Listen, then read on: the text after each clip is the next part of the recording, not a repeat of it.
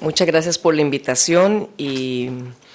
pues la razón posiblemente de la recomendación es que yo participé en el proceso tripartito que tuvimos empresarios, sindicatos, gobierno, facilitado por la OIT,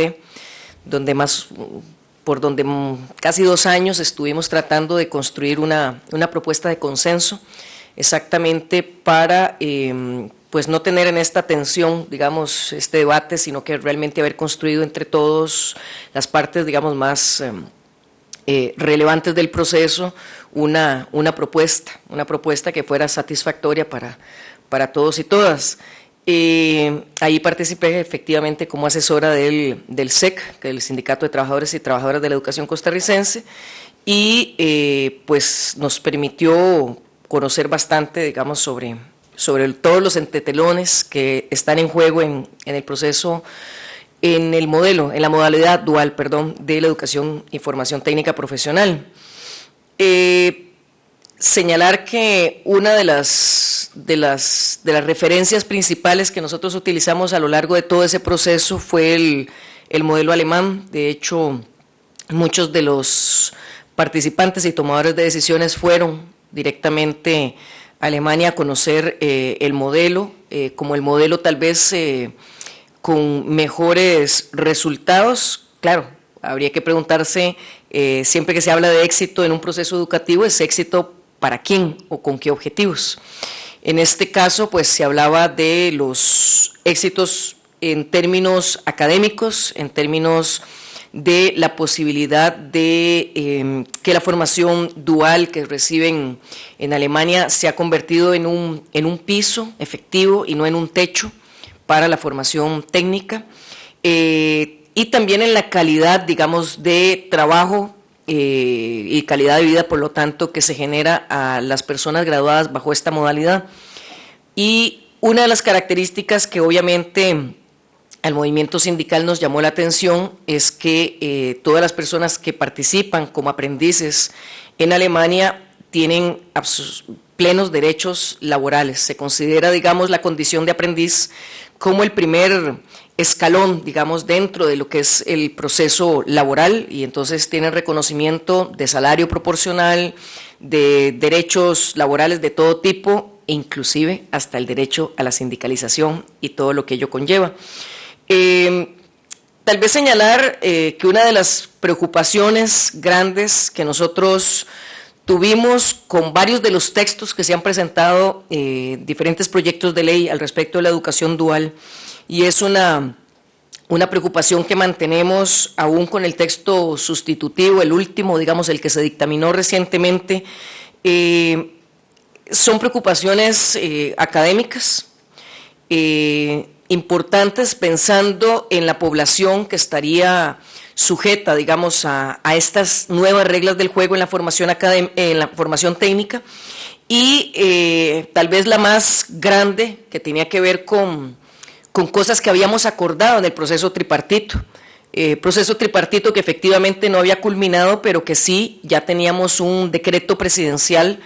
para darle, digamos, un sustento a ese proceso. Se habían aprobado una gran cantidad de elementos, principalmente los académicos. Y sin embargo, con el cambio de gobierno, el ministro de Educación nuevo pues no respaldó el proceso realizado, el decreto se quedó ahí, nunca fue convocada la comisión que tenía que darle seguimiento, y pues simplemente, pues, de hecho, se abandonó este proceso tripartito. Uno de los temas que nosotros habíamos considerado era fundamental es que la educación dual, la modalidad dual, no debería de incentivar de ninguna manera la expulsión de estudiantes del sistema educativo formal. ¿Por qué? Porque, bueno, está muy documentado que la carencia de la educación secundaria, por ejemplo, tiene altísimos costos para la vida de las personas en cuanto a sus opciones laborales y en cuanto a la posibilidad de mejorar sus condiciones de vida. O sea, realmente el indicador de la no finalización de la educación secundaria respecto de la pobreza tiene, digamos, una relación muy fuerte, muy directa, y ahí para nosotros eso era una preocupación fundamental. En la manera en la que queda el proyecto de ley, hasta el momento, según cómo está dictaminado, pues esta preocupación continúa porque no hay ninguna mención, ninguna referencia, ningún intento por motivar, por adaptar la educación secundaria. Estamos hablando de que se está poniendo un mínimo de 15 años y por lo tanto pues no hay forma, por exitoso que sea el proceso, que esos estudiantes de 15 años hayan completado su educación secundaria. Y nos parece que en momentos de crisis económica, desgraciadamente, las familias más empobrecidas optarían por enviar a sus jóvenes a ganarse los 120,000 de la beca, con una ilusión que en algunos casos a nosotros nos parece que puede ser hasta cruel, de que eso disminuya sus posibilidades de ser futuros desempleados. Y después voy a explicar por qué lo señalo. Pero la situación es que la forma en la que está pensado el proceso educativo dual no está incorporando la finalización de la secundaria y eso para nosotros, desde digamos, el sindicalismo del magisterio, pues nos parece absolutamente, digamos, inaceptable. Hay otros temas relacionados con lo académico y es, por ejemplo, que el documento es un poco confuso o ambiguo porque pasamos de plantear que necesariamente se iban a titular en función de títulos de técnicos 3, 4 y 5, según el Marco Nacional de Cualificaciones. Este proyecto de ley plantea que puede ser desde técnico 1, pues estamos hablando de unas horas o unos cuantos meses de formación, y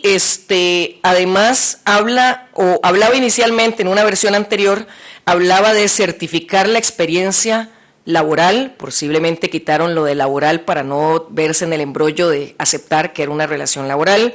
Después pusieron experiencia profesional, lo menciona en la justificación del proyecto, pero termina planteándose certificar las competencias. Esto para nosotros podría ser ambiguo, podría generar, digamos, problemas a efectos de ser reconocido. Incluso se plantea que otras instancias de formación a las que deberíamos incentivar que la persona pudiera continuar formándose, dice, podría reconocer. Y ya cuando nosotros en un proyecto de ley ponemos podría, estamos dejando a la voluntad de la instancia correspondiente si quiere o no quiere reconocer. Son algunos de los elementos que a nosotros nos preocupan. ¿Qué otras cosas nos preocupan? Bueno, por ejemplo, se ha hablado sobre el tema de los derechos, de varios de los derechos laborales. Nos preocupa, por ejemplo, que no se utilicen criterios efectivos en donde la remuneración esté asociada al ejercicio de lo que realmente está sucediendo en la empresa. Vamos a ver, se habla de 2 lugares para un proceso de aprendizaje, pero no solo son 2 lugares, son 2 experiencias diferentes. Y no es trabajar haciendo, eso es lo que ya hace la formación técnica en otras modalidades, estudiar, aprender haciendo, sino que es aprender trabajando. Esa es la particularidad, la diferencia de la modalidad dual. Y esto no se reconoce la relación laboral. Yo sí creo que está en el rango de lo que señalaba don Alexander, perdón, tuve un lapsus, de que está pensado realmente para evitar ciertas cargas laborales, ciertas cargas sociales, y por eso se evita hablar de una relación laboral. En la propuesta, por ejemplo, sindical, nosotros hablábamos de un salario proporcional. ¿Proporcional a qué? Al tiempo, y progresivo respecto de qué, de la productividad que va aumentando en el aprendiz, la persona estudiante aprendiz. Realmente, incluso en el proceso tripartito que nosotros llevamos de negociación, tuvimos la ocasión de hacer un estudio presencial, bueno, nosotros no lo hicimos en particular, fue presentado sobre el beneficio de las empresas en términos de la tasa de retorno de la inversión que se hace y efectivamente en el plano de los títulos que nosotros estábamos pensando, la tasa de retorno se cumplía durante el proceso mismo de formación completa. ¿Qué significa esto? Que los estudiantes, en la medida en que se van incorporando a las tareas del trabajo, van aumentando su productividad y por lo tanto también le van generando productividad a las empresas y por lo tanto ganancias. A nosotros nos parecía que lo justo pues era reconocer que efectivamente estos estudiantes están en el área de la empresa generando trabajo con todas las reglas de subordinación, de jefaturas, de tareas, de horarios, etcétera, y que ese debería reconocerse como tal, como trabajo, tal y como sucede en Alemania. Un salario proporcional al tiempo y progresivo en función de los objetivos académicos, de los objetivos de productividad que se vayan superando. Por otro lado, volviendo a un tema más académico, nos parece grave que ni siquiera se tenga un marco general que plantee los porcentajes de la alternancia. ¿En qué sentido? Bueno, ¿cuánto tiempo se va a estar en el aula? ¿Cuánto tiempo se va a estar en el espacio de trabajo? Eso no está en absoluto regulado. Por supuesto que habrá programas que puedan tener variaciones en función de la especificidad del oficio, pero nosotros pensamos que debe tener un mínimo normado, un mínimo de reglamentación para que haya una protección a los y las estudiantes. También debe haber un cierto grado de progresividad, porque no es lo mismo los primeros momentos. Nosotros pensábamos en programas de 3 años en promedio, pues sí, el carácter simultáneo sí lo hace diferente a las otras experiencias de pasantías o de prácticas profesionales que existen en este momento. Teníamos también, digamos, una preocupación porque las protecciones que se plantean en el Código de Trabajo para el trabajo en jóvenes y también lo que está en el Código de Niñez y Adolescencia estuvieran bien tipificados y realmente el proyecto no lo tiene. Nos preocupa también que en las responsabilidades de las empresas que se involucran en el proceso de formación dual no se especifican ninguna responsabilidad respecto de los programas que se abren en demostrar que hay una demanda insatisfecha real. ¿Por qué? Porque, bueno, mucho se habla de la necesidad que tienen los empresarios de cubrir ciertas áreas, cierta demanda, pero no hay ningún estudio prospectivo que nos diga realmente dónde está esa demanda. Y ahí nos parece que también se pueden crear falsas expectativas a las familias, se puede crear falsas expectativas a la sociedad en general, porque no tenemos un estudio científico que nos diga realmente cuáles son los programas que deberían de adecuarse a una modalidad dual, a dónde es que esto hace falta, sino que lo que tenemos son expresiones, digamos, aisladas de empresarios en áreas particulares que consideran, según su experiencia, que así debe ser, de que en su área debería de haber un proyecto, un programa dual de formación, pero no hay realmente nada que respalde esto. Nos parecía también que el contrato de aprendizaje, derivado de la ley de aprendizaje, realmente se ha irrespetado sistemáticamente y por eso es que no existen. Incluso, por ejemplo, la persona que representaba la institución, al INA, en este proceso tripartito, reconoció que ellos evitaban cumplir la ley del INA para asegurar las pasantías, en un reconocimiento de las presiones a las que están sujetos por los empresarios. Incluso contó una anécdota en particular en donde una forma de aseguramiento con la caja fue revertida por la presión de una empresa que dijo: si eso es así, no vamos a volver a permitir que vengan a hacer pasantías ni prácticas profesionales. Entonces tenemos, digamos que aquí no podemos hablar solamente de la ley en abstracto, sino que estamos hablando de una sociedad en donde hay actores que ejercen presiones, que ejercen pesos y contrapesos, y pues claramente en este proyecto de ley los contrapesos han hecho que el proyecto esté totalmente desnivelado en favor de una posición empresarial que por supuesto está viendo fundamentalmente el crecimiento de sus ganancias y que, pues desgraciadamente desde nuestra perspectiva, no está valorando adecuadamente el costo social de lo que se plantea. También, por ejemplo, vimos en una versión anterior a la que fue dictaminada cómo había una serie de inconsistencias porque se hablaba de póliza del riesgo del trabajo, se hablaba de el capítulo que tiene que ver con el trabajo en niñez y adolescencia, del Código de Niñez y Adolescencia. Se hablaba también del capítulo de las referencias al Código de Trabajo en trabajo de jóvenes y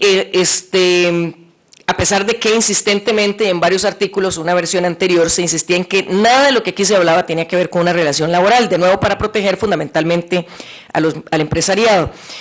Posteriormente, y en esta versión, lo que se hace es que todo se construye como una excepción, buscando, digamos, figuras nuevas para evitar y para obviar, y en mi opinión, para burlar las evidentes relaciones laborales que se van a establecer. Quisiera también mencionar, digamos, el tema de esa falta de compromiso empresarial es significativo y ahora lo comentaba a la hora del café, lo volví a recordar porque lo había olvidado. En este texto, digamos, es tal el nivel de ausencia de exigirle, digamos, al sector empresarial comprometerse con un proceso en el que se supone se va a formar mano de obra a imagen y semejanza de sus necesidades productivas, que se señala la posibilidad de que si un estudiante, no reconocen que es aprendiz, en el proceso de formación dual fuera sujeto a alguna situación de violencia, de acoso u otro, la opción que se da es simplemente trasladar a la persona estudiante, sin señalar ninguna responsabilidad de parte de la empresa. Y esto es realmente grave si pensamos en las familias que, principalmente a los más jóvenes, están pensando en enviar a sus chicos y chicas de 15 años a exponerse a un ambiente laboral en donde de por sí, pues todos y todas las personas adultas sabemos, estamos expuestas al acoso sexual, al acoso laboral y a otras situaciones. Hay, digamos, una falta de compromiso que incluso se señala al fomentar, digamos, que la mayor parte de la carga del proceso se asuma con el presupuesto del INA. Sí, efectivamente, en la última versión se incluye el pago de 120,000 colones, que ahora podríamos indicar por qué no nos parece suficiente, que más bien podría traer muchos más problemas. Se carga cosas que están estipuladas en el Código de Trabajo como responsabilidad de las empresas, como es el brindar los implementos para la seguridad laboral, el uniforme, no sé, los implementos en general para no tener accidentes, por ejemplo, se cargan a la beca, y la beca está hecha fundamentalmente para que los estudiantes puedan cumplir con su trabajo en el espacio de trabajo. Ese fondo de becas que sale del INA, hay que recordar además que ahora el presupuesto del INA se cargó al presupuesto de educación y que por lo tanto pues estamos sacándole dinero al presupuesto de educación. Antes el INA tenía un presupuesto aparte, por lo tanto estamos reduciéndolo, y se carga al INA, y además se abre una opción que, si vemos las experiencias en otros países, pues también es preocupante, y es que se abre la opción de que para esta formación técnica los jóvenes principalmente, que serían la población fundamental, aunque no exclusiva, tengan que endeudarse vía CONAPE, ¿no? Entonces, el proyecto trae la opción de que si usted quiere además estudiar y trabajar, además tenga que pagar un préstamo cuando consiga trabajo, que esa es un poco la lógica de CONAPE, ¿no? Se consigue un trabajo y entonces empiezan a pagar las cuotas a partir, eso sí, de un plazo estipulado. Esto realmente a nosotros nos preocupa por varias cosas, y aquí viene como la parte cruel que a nosotros nos parece tiene el proyecto. Se habla de que es un proyecto fundamentalmente orientado a bajar el desempleo en Costa Rica, desempleo de la población joven, y se habla también de el aumento de este término tan interesante que se llama empleabilidad. Realmente, vamos a ver, primero que nada, si el empresario primero no tiene una regulación previa que diga cuánto tiempo puede disponer del estudiante, vamos a suponer que son damas y caballeros que no quieren explotar a nadie, pero la realidad es que queda por la libre, no está regulado. Vamos a hacer una contratación, o van a tener ellos que pagar 120,000 colones por personas que está demostrado aumentan su productividad rápidamente, exactamente, porque aprender trabajando es efectivo, y esta contratación tan barata puede más bien desplazar trabajadores formales, porque efectivamente para nosotros es abrir la puerta a mano de obra barata. Hay además la opción de que personas físicas sean quienes contraten aprendices, bueno, que establezcan estos convenios de aprendizaje. No estamos hablando solamente de empresas, se habla de personas físicas, así es como viene en el proyecto, personas físicas y jurídicas. Entonces ustedes pueden ver que ahí se pueden abrir una puerta un poco extraña en donde, por ejemplo, profesionales liberales digan, sí, yo quiero aprendices, ¿verdad? Y bueno, ¿cómo va a estar regulado eso y tal? Eso pues realmente puede ser mano de obra barata. No hay un compromiso de contratación. En los modelos de educación dual, no solamente el alemán, principalmente el alemán, pero en otros países, se establece que cuando las personas han culminado un proceso de formación en un oficio determinado, con algunos requisitos académicos, se puede poner, ¿no?, con tanto % de éxito, hay un porcentaje de compromiso de las empresas para contratar. Este proyecto no tiene ningún compromiso, o sea, no se establece ningún compromiso de contratación. O sea que perfectamente podrían entrar los aprendices y salir los aprendices sin tener ninguna opción de quedarse en la empresa en la que se han formado y pues aportarle a la empresa la productividad que tuvieron durante el proceso de formación y nada más. Hay también algo que a nosotros nos preocupa mucho en un país en donde tenemos 43% de las personas que sí tienen un trabajo, que sí tienen un empleo, trabajan de forma informal, y exactamente porque creemos que es formación, que no solo es educación, sino formación,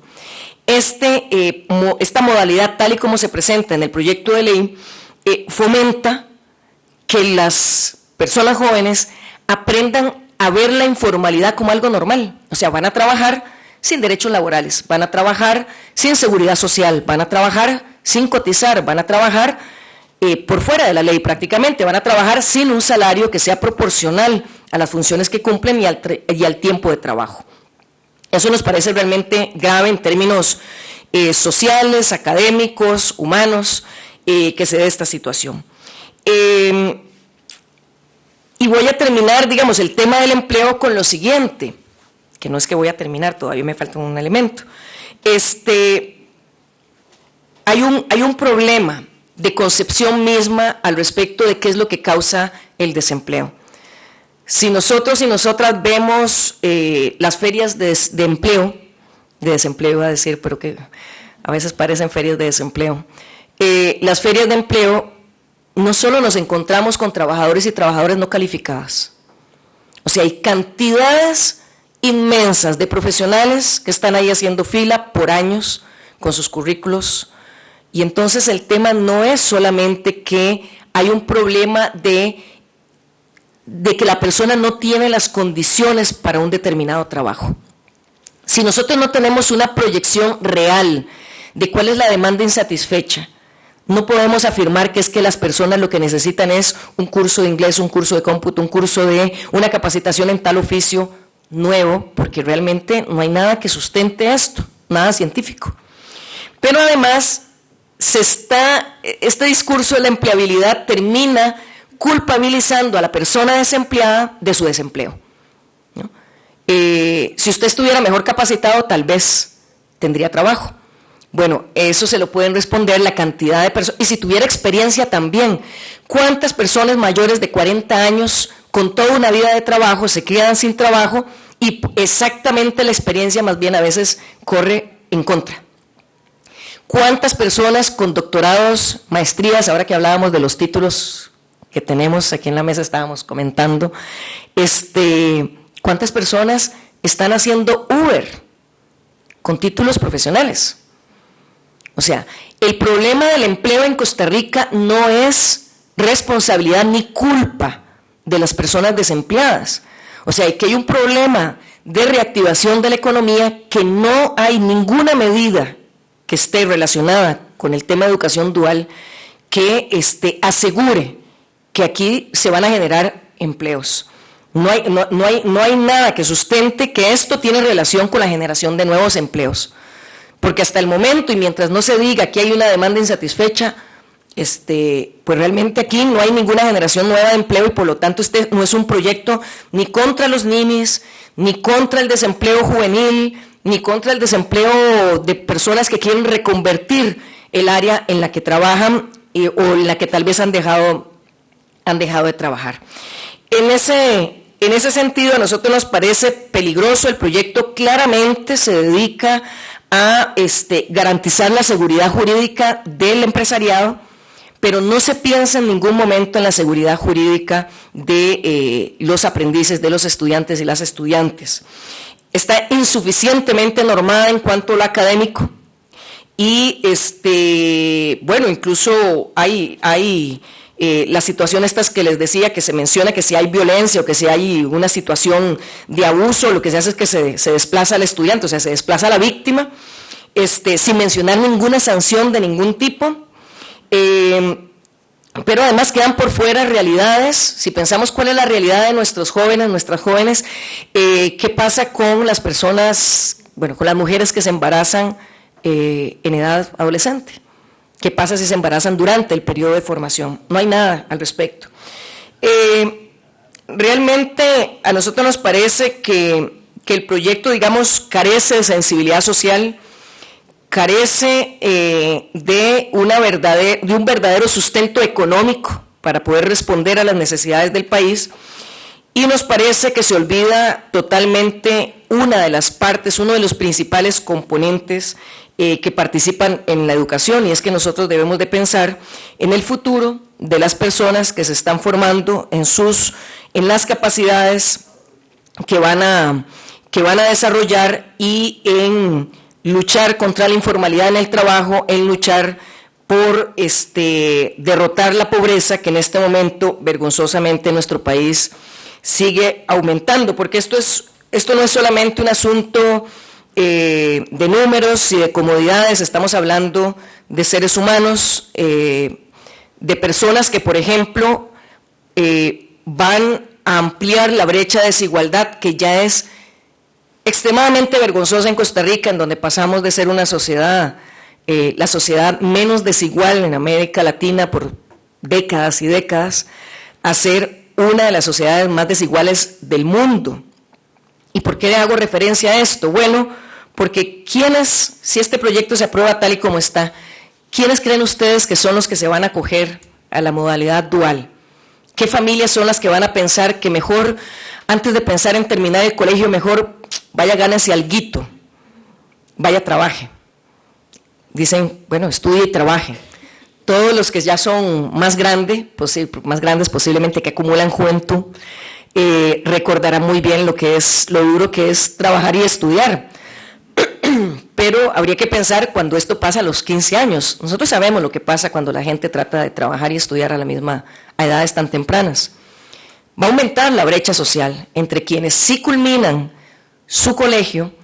y van a hacer una formación técnica o terminan en un CTP, en donde terminan con un título de técnico medio más su secundaria,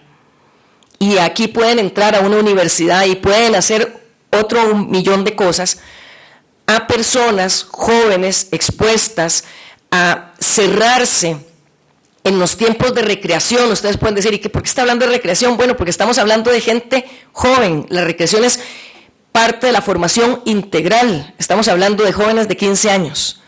que van a ser llevados a trabajar y estudiar sin una protección adecuada, porque el proyecto realmente piensa fundamentalmente en el empresariado, piensa en protegerlo legalmente, en blindarlo legalmente de cualquier demanda, de cualquier señalamiento de incumplimiento, pero no está pensando en los estudiantes y por lo tanto no está pensando en los futuros y futuras trabajadores de este país. A nosotros realmente nos parece que es un proyecto,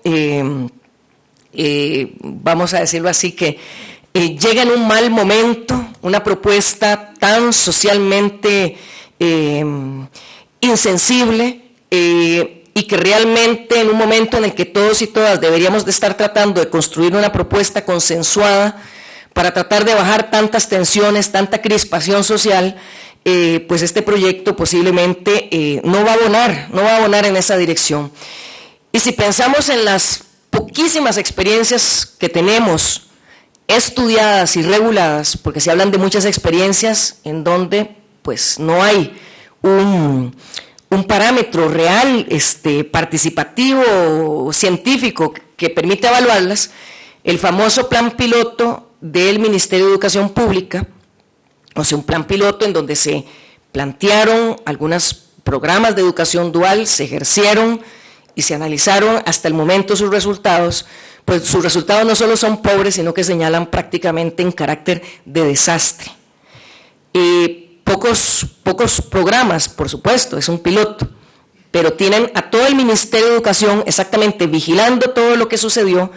y los resultados son malos. Ante esta situación, ante un proyecto de ley con estas características, realmente desde el sector sindical lo que nosotros hemos dicho, hay que fortalecer muchísimo, por ejemplo, al INA, hay que fortalecer mucho más, apoyar mucho más a los colegios técnicos, a los colegios agropecuarios, a los colegios artísticos, a los colegios, en general nuestra formación, hay que abrir nuevas opciones, sí, pero no a costa de las condiciones sociales de nuestro pueblo y no a costa de aumentar la brecha de desigualdad en el país. Eso sería. Gracias.